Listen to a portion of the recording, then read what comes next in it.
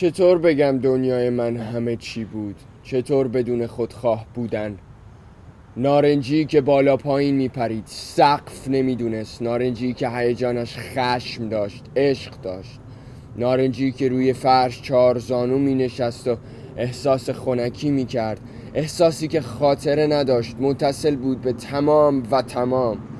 نارنجی زرد خورشیدی روی درخت انگوری که هر روز بعد از مدرسه سر جاش بود. نارنجی که اجازه نمیخواست و بعداً راحت خجالت میکشید. نارنجی با بوی گل بهار نارنج. نارنجی که از نفس چیزی نمیخواست، مینوشت برای نوشتن. چه بسا که تمام عالم در گوش دادن است و یادش میرفت گوش بدهد. نارنجی که از فانتا تنفر داشت و عاشق کوکاکولا بود. رنگ کاغذ دیواری اتاقش همیشه همه چیز بود غیر از نارنجی، مثل آبی، صورتی. نارنجی که سر نداشت، پا داشت. نارنجی که فقط میداد و میداد، اصلا گرفتن بلد نبود. نارنجی نمی نوشت، نقاشی میکرد، میزد. نارنجی که عاشق چلانده شدن روی ماهی جنوبی سر میز پذیرایی جلوی تموم عموها و بچه ها بود.